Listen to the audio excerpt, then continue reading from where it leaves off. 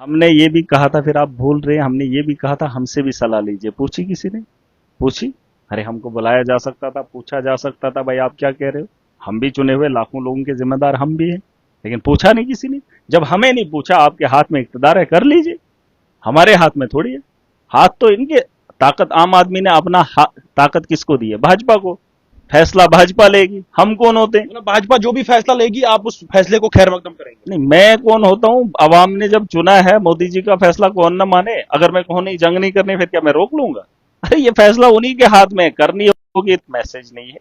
अगर लोगों को, अगर मैं भी पूछना चाहता, हमारे कमेंटों से क्या ही होगा? अगर लोग जंग चाहते हैं तो ठीक, वरना हमने उसी दिन कहा था, हाउस के अंदर मैंने ये कहा था कि जंग नहीं चाहता हूं मैं। जंग से हासिल क्या होगा? या तो आप पाकिस्तान को खत्म कर दो, वो ठीक है, लेकिन अगर आप उसे फिर से कुछ करोगे, वो फिर से तैयार होगा। मैंने कहा 7 लाख फौज लेकर बैठा है पाकिस्तान।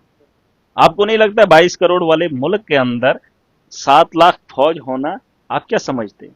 वो सारा, जहां खाने को कुछ नहीं है, जहां कर्जा इतना है, लेकिन फौज को इतनी ताकत दे रखी है, इतना असला बनाया है, किस लिए? किस लिए? वो तो समझता है मेरा दुश्मन हिंदुस्तान है, लेकिन अगर उसको आप जवाब दे सकते हो तो फिर पूरी ताकत से पूरा जवाब देना है। उसको आधा अधूरा मत छोड़िएगा। अगर आधा अधूरा छोड़ दिया, वो तो खतरनाक हो सकता है। क्योंकि ऐसा नहीं आप उसको कमजोर, मैं तो एक छोटी मिसाल दे रहा हूं, यूक्रेन एक छोटा मुल्क है, आपको जानते हैं?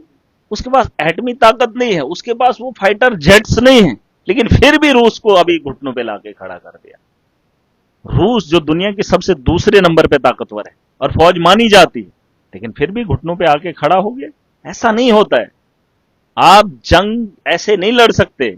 उसके अलावा देख लीजिए, मैंने गाजा की एक छोटी मिसाल दी, जिन लोगों के पास हथियार अपना नहीं है, जिन लोगों के पास अपना घर उधर खाने के लिए जमीन से पैदा नहीं कर पाते, वो लोग अभी जंग लड़ रहे हैं। जंग ऐसे नहीं होती है। आप कहोगे एकदम हम किसी को, मुल्क को खत्म करेंगे, ऐसा नहीं होता है। ये सोच जंग की होती है।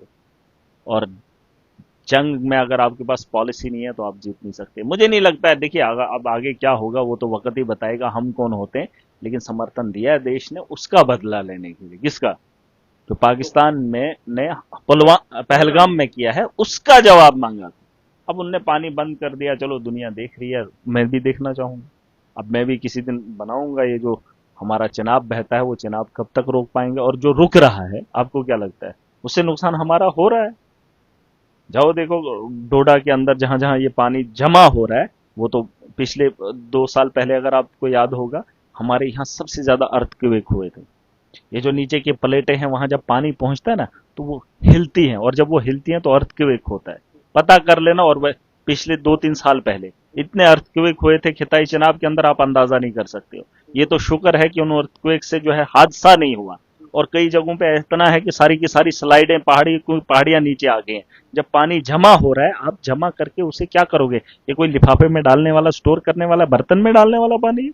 अरे ये पहाड़ों से तो निकल रहा है, बर्फ पिघल रही है। आप बर्फ को पिघलने से नहीं रोक सकते। आप पानी की बूंदों को नदी और नालों से बहते हुए आप चिनाब को नहीं रोक सकते हो। या तो मैंने कहा था डाइवर्शन अगर होगा उसमें 20 साल लगेंगे। यहां एक सड़क बनाने के लिए हमें कितने साल लगे? कितने साल लगे? अरे हाईवे हमारा बन रहा है, आपने नहीं देखा? हमारा हाईवे बन रहा है, कितने सालों से बन रहा है। रोज धूल मिट्टी हमें देखनी पड़ती है, लेकिन टोल कब के लगे हैं? सड़क है नहीं, टोल लिया जा रहा है, अभी तक कंप्लीट नहीं है।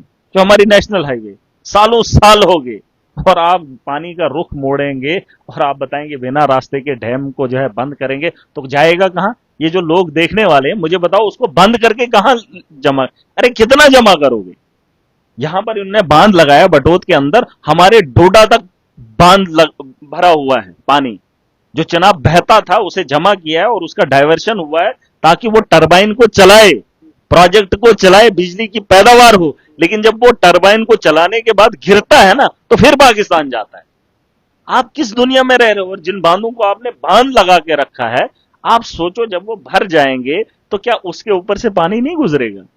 ये किस दुनिया में लोग बसे हैं? कौन सी बातें कर रहे हैं? ठीक है, 4 दिन, 5 दिन, 10 दिन रोक सकते हो, लेकिन उसको रोकने के अलावा आप देखो जिन जगहों पे पानी का बहाव ऊपर चढ़ेगा, उन लोगों के क्या हालात होंगे। हमारे चिनाब के अंदर इस वक्त रेत का भंडार है। जिस जगह पे पानी हुआ करता था, उस जगह इस वक्त रेतों का भंडार है।